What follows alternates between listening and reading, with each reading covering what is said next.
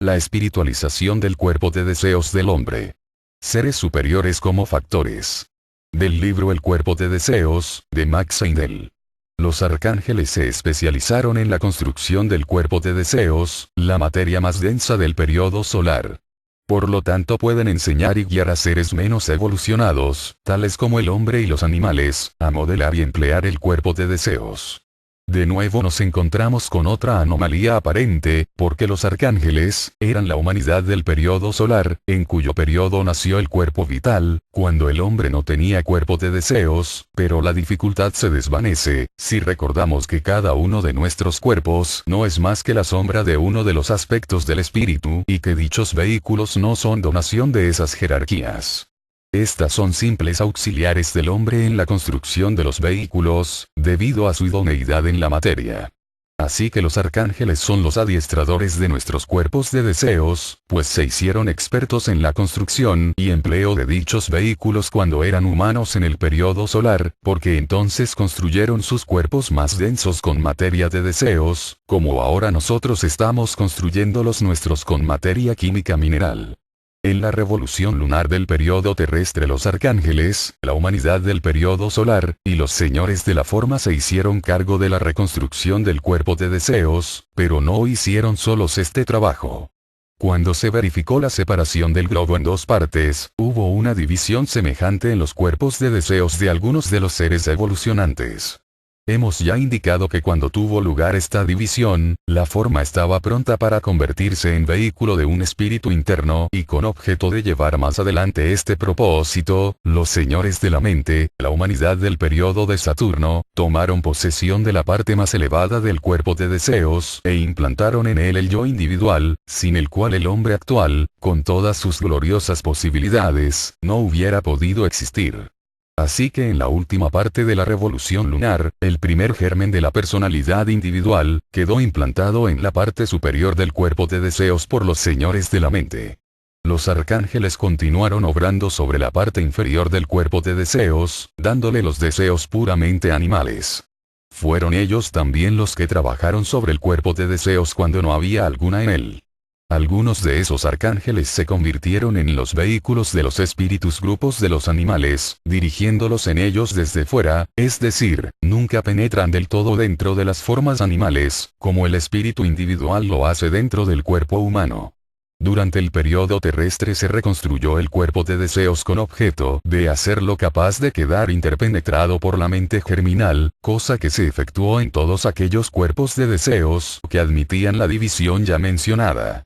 Los señores de la mente se hicieron cargo de la parte superior del cuerpo de deseos y de la mente germinal, impregnándolos con la cualidad de un yo individual, sin el cual no hubieran podido existir seres separados, contenidos en sí mismos, como los que hoy conocemos.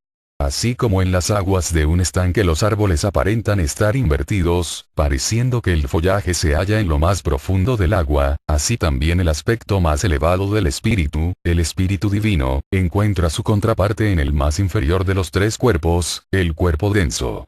El espíritu inmediato inferior, el espíritu de vida, se refleja en el inmediato cuerpo superior, el cuerpo vital. El tercer espíritu, el espíritu humano, y su reflexión, el tercer cuerpo, el cuerpo de deseos, aparecen más próximos al espejo reflector, que es la mente, correspondiendo ésta a la superficie del estanque, el medio reflector de nuestra analogía. El vehículo inferior de los arcángeles es el cuerpo de deseos. Nuestro cuerpo de deseos se obtuvo en el periodo lunar, en el que Jehová era el iniciado más elevado. Por lo tanto, Jehová puede manipular el cuerpo de deseos humano. El vehículo inferior de Jehová es el espíritu humano y su contraparte es el cuerpo de deseos. Los arcángeles son sus ayudantes, pues tienen el poder de administrar las fuerzas espirituales del sol, siendo el cuerpo de deseos su vehículo inferior. Así que pueden trabajar y preparar la humanidad para cuando llegue el tiempo en el que reciba los impulsos espirituales directamente del sol, sin intervención de la luna. Jehová ayudó al hombre a dominar la mente y el cuerpo de deseos dándole leyes y decretando castigo para los transgresores. Y se puso el temor de Dios frente a los deseos de la carne. De esta manera se manifestó el pecado en el mundo.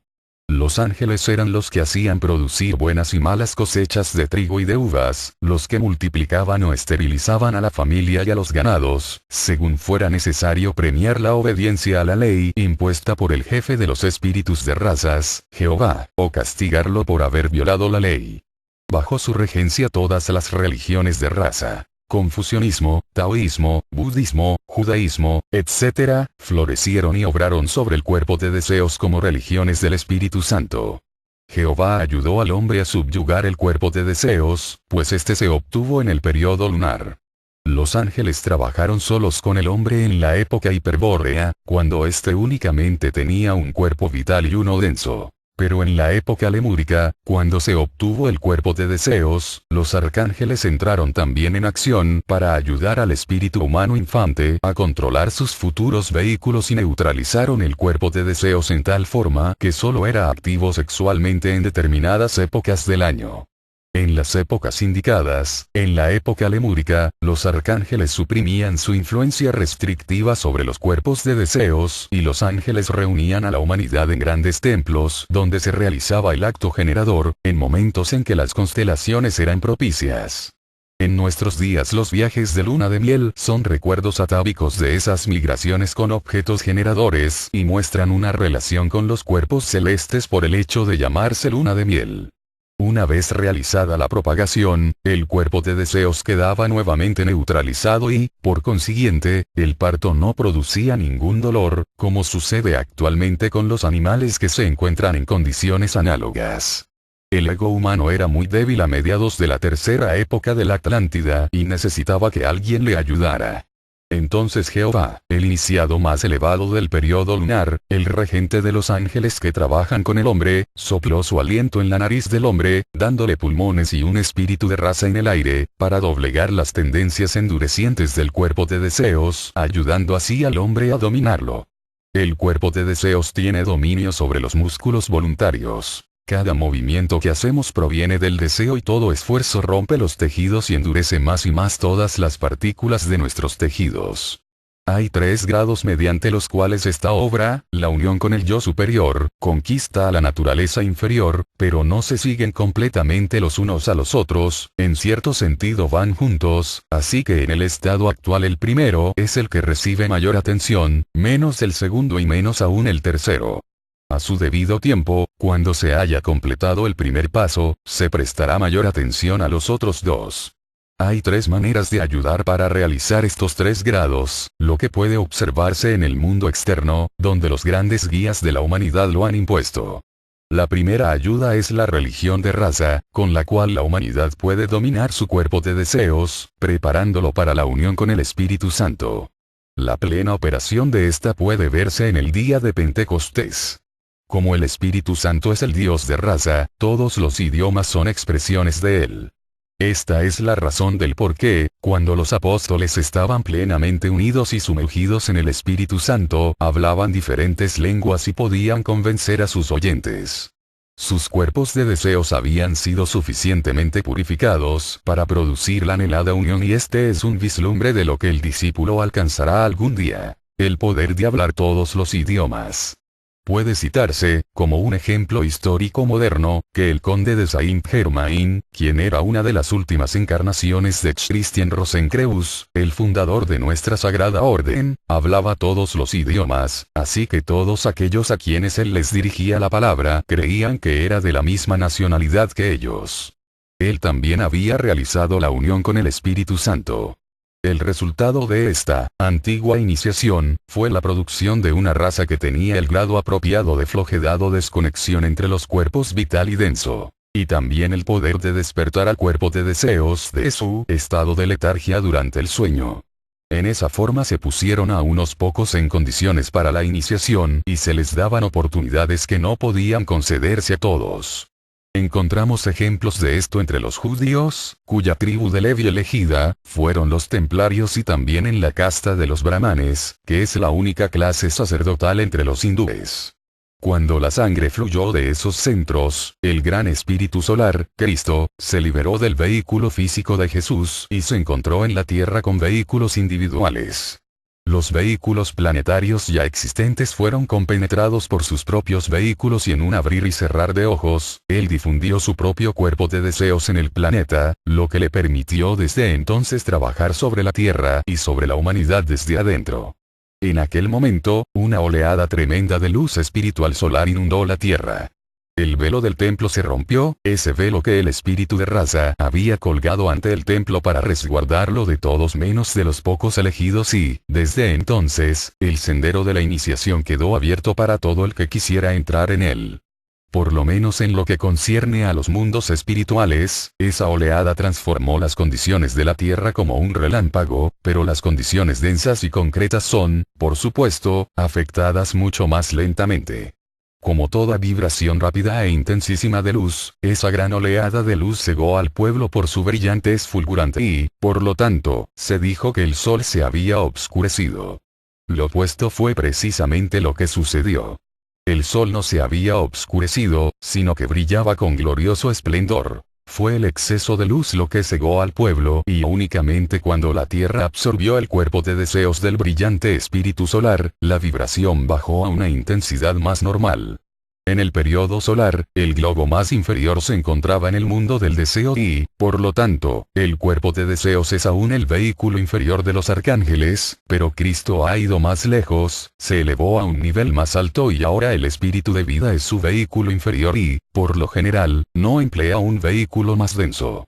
Únicamente por el poder del espíritu de vida, podrán ser vencidas las tendencias nacionales y la hermandad universal será un hecho. Los vehículos que pertenecen al mundo del pensamiento, es decir, el ego y la mente, llevan a la separatividad, es una de sus características. Pero el espíritu de vida es el principio unificador del universo y, por lo tanto, Cristo es el único apto para establecer la hermandad.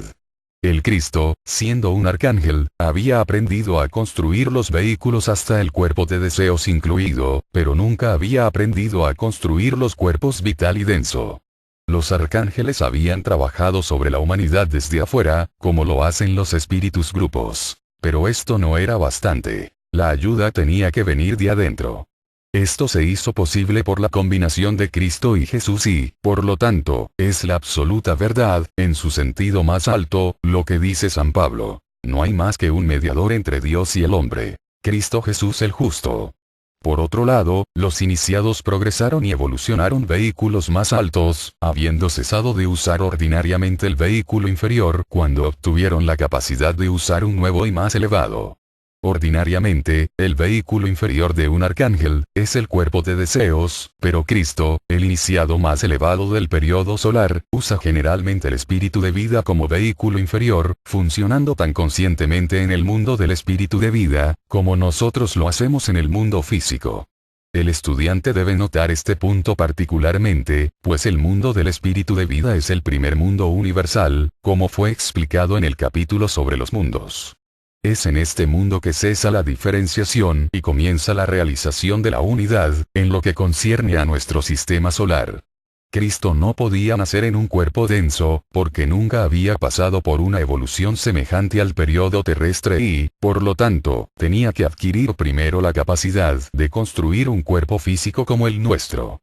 Pero aunque hubiera poseído esa capacidad, hubiera sido inconveniente que un ser tan elevado empleara con ese propósito la energía necesaria para construir el cuerpo durante la vida antenatal, infancia y juventud, hasta llevarlo a la madurez necesaria para su uso. Él había cesado de usar ordinariamente vehículos tales como el espíritu humano, la mente y el cuerpo de deseos, aunque hubiera aprendido a construirlos en el periodo solar y retuviera la capacidad de construirlos y funcionar en ellos cuando quiera fuese requerido.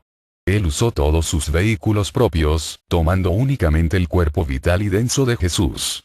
Cuando el último tenía 30 años de edad, Cristo entró en esos cuerpos y los empleó hasta el final de su misión en el Gólgota. Después de la destrucción del cuerpo denso, Cristo apareció entre sus discípulos en el cuerpo vital, en el que funcionó durante algún tiempo. El cuerpo vital es el vehículo que Él empleará cuando aparezca nuevamente, porque nunca tomará otro cuerpo denso. Del libro El cuerpo de deseos, de Max Heindel.